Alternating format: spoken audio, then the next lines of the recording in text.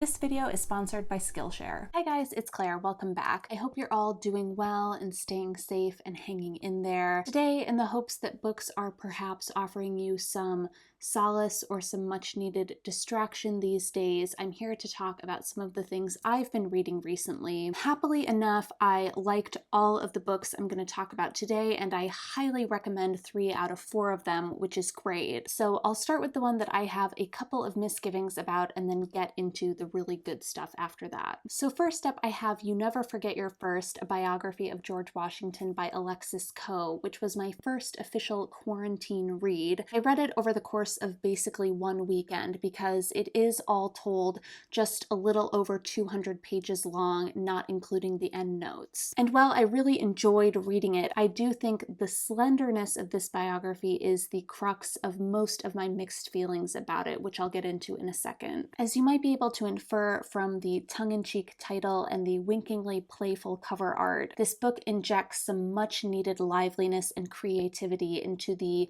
often staid and at times self-important genre that is presidential biography. This book features plenty of visually appealing tables and charts enumerating things like George Washington's favorite foods, diseases survived, his greatest hits and pettiest acts. In addition to this innovative formatting, Alexis also presents the life and times of George Washington in very accessible, contemporary, and at times quite colloquial terms, referring to the founding fathers as frenemies and using the umbrella term the thigh men of dad history as shorthand for the long line of male Washington biographers who have been overly fixated on George Washington as mythical man, thick thighs and all. In the introduction of the book, Coe argues that obsession with Washington's masculinity, with Washington as military leader, and with the idea of Washington as this self-made man when he was in fact very much molded by his single mother, has given us this picture of the first president that is much more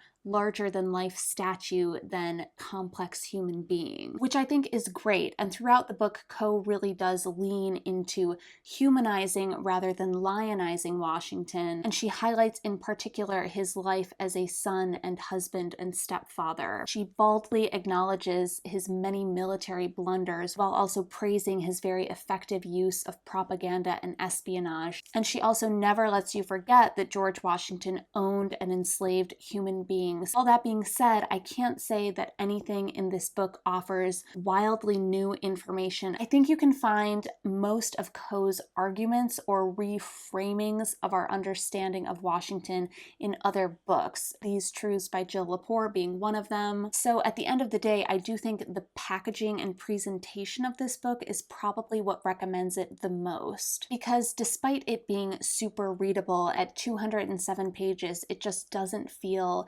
that substantial for a comprehensive biography. And it makes me feel like a grouch to say that, because am I going to go out and pick up Ron Chernow's 1,000-page biography of Washington anytime soon? No. And I do think that there is a lot to be said for rethinking how history is presented and how it can be made more interesting and accessible to a wider audience. At the same time, I do think that historians like Jill Lepore and David Blight make the case that long, rigorous, doorstopper history books can be absolute bricks and also have broad appeal. So I don't know, I'll have to work out those feelings with myself at a later date. But in the meantime, if this one piques your interest, it's definitely worth picking up. And now, like the hypocrite that I am, I'm going to hype up Golden Gates, Fighting for Housing in America by Conor Dougherty, which is another 200-ish page long nonfiction book about an incredibly complex topic that could and perhaps should command thousands of pages,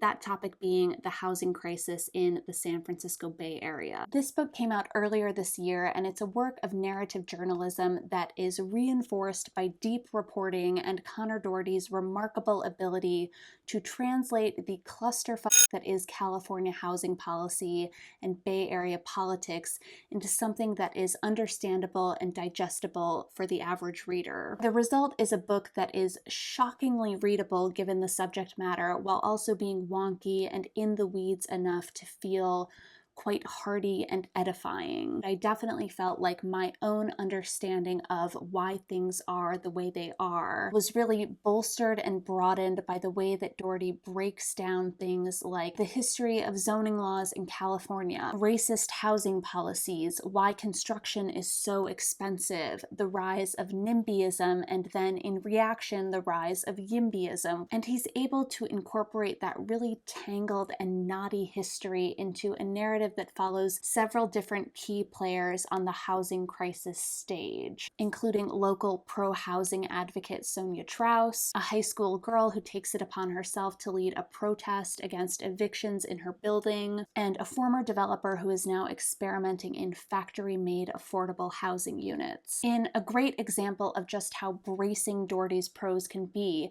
here is a passage in which he describes how pro-housing state legislator Scott Wiener approaches getting things passed in the face of government bureaucracy and the liberal infighting that defines much of Bay Area politics. This was how Wiener got what he wanted while also maintaining a reputation as a nice guy who didn't get into gutter politics.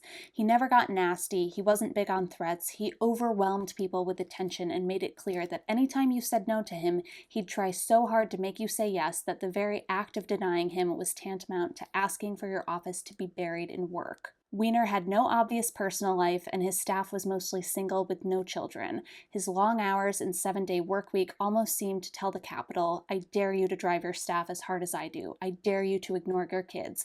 I will. I don't have kids. So it's just one of those books that is like a pleasure to read, while also being a really good reminder of just how complicated but important local politics are, and how difficult but necessary compromise is when you're talking about any kind of collective action. And even if you aren't from the Bay Area or interested in the Bay Area, I do think a lot of the broader ideas here are applicable and easily mapped on to other cities and other parts of the country. Before we move on to the next book, I wanted to take a second to talk to you about Skillshare, who are kindly sponsoring this video. As you may know, Skillshare is an online learning platform for creatives and people looking to learn new skills or develop and grow their existing passions. Skillshare offers thousands of amazing classes on just about anything you could think of. One of my favorite things to do is think of something random that I might want to learn more about, see if Skillshare has a class on it, and more often than not, they do. As an example, I recently took a very useful Skillshare class on Zoom video conferencing because, like many people who are working remotely right now, Zoom has suddenly become a huge part of my life, but I wasn't finding all of its functionality particularly intuitive, so Skillshare's class really helped me to learn quickly how to navigate all of the ins and outs of that particular platform. As another example, a friend of mine recently took up sewing as a new hobby, and so I recommended that he check out one of the many courses that Skillshare offers on learning how to sew. Each class includes projects that will help you grow and develop your creativity in a meaningful way. Most classes are under 60 minutes and easy to fit into a busy schedule, and Skillshare is an incredibly affordable way to learn online, with annual membership coming in at less than $10 a month. So if you're interested in exploring your creativity through Skillshare, you can click on the link in the description box below.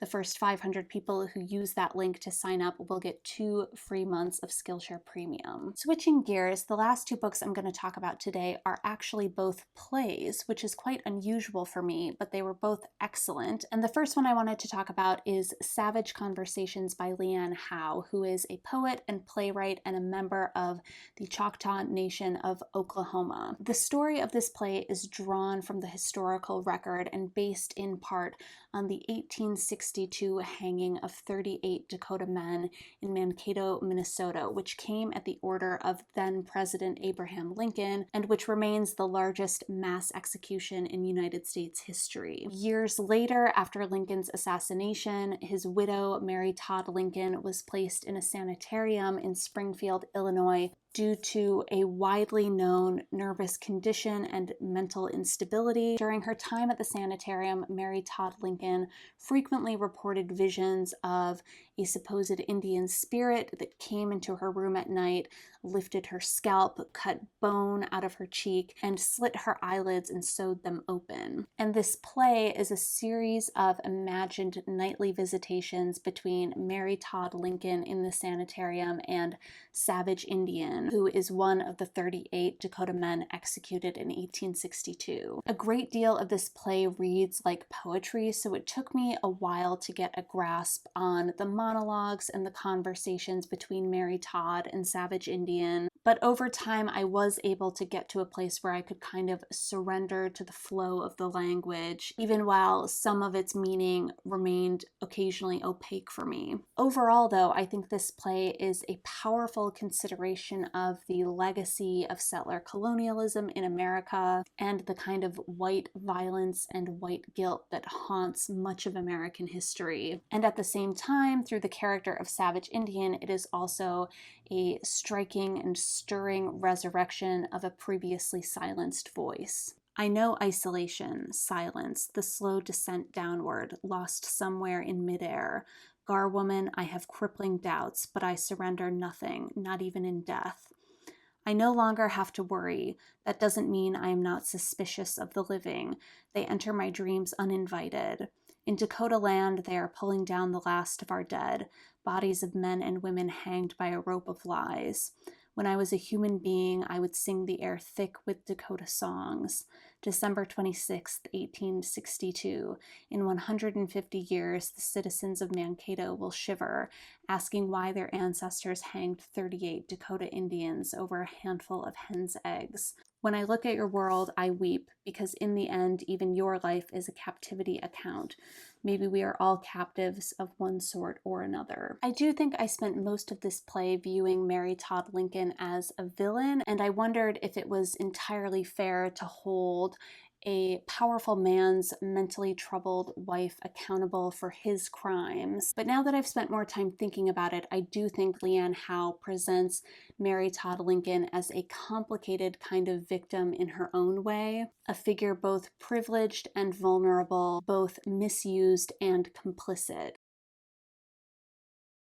Perhaps a figure like Savage Indian, distorted by the lens of white man's history. I don't know, maybe that's a bit of a reach on my part, but the point is that this is not an easy read, but I do think its ideas are well worth wrestling with. It's really quite a haunting play, full of beautiful language and unsettling images, and I can imagine that repeated readings would prove really rewarding with this one. And lastly, I have Intimate Apparel by Lynn Nottage, which was first staged in 2003 and came at the recommendation of one of my friend's roommates, who hinted that aching, unfulfilled romantic longing might be one of the themes of this play, so I of course was like, sign me up. The story is set in New York City in 1905 and opens on Esther, a 35-year-old unmarried Black woman who is living in a boarding house and who makes her living sewing undergarments for wealthy white women. But Esther isn't just a utilitarian seamstress. She's a true craftswoman with a particular talent for creating these extraordinarily fine and exquisite garments. Pieces in white satin or Valencian lace or rich Japanese silk. And Lynn Nottage describes all of these fabrics in such a lush and evocative way, to the point that you can almost feel them between Esther's fingers, and in a way that gives you a glimpse of what they mean to her and the kind of beauty and texture that they add to her inner life as an artist. Because in contrast, on the exterior, Esther is quite plain and reserved and overlooked by nearly everyone except for Mr. Marks, who is a Romanian immigrant who sells bolts of fabric out of his tenement flat and always saves the best selections for Esther. And although there is clearly an attraction and an affinity between the two of them, they can't openly acknowledge it, in part because of the times and also because Mr. Marks is Orthodox Jewish and promised to a bride back in Romania. And Esther, for her part, considers herself unmarriageable until she strikes up an epistolary affair with a man from the Caribbean who's building the Panama Canal, but who is looking for a wife and find a reason to come north to New York City. And when he does, it quickly becomes apparent that their romance is not nearly as rosy in reality as it was on the page. And throughout the play, Lynn Nottage does a beautiful job of contrasting the rich, unspoken emotions of all of these characters with the constraints of the times and their circumstances. And she does so with such a delicate and light touch. And it's a real feat that at various points in the story,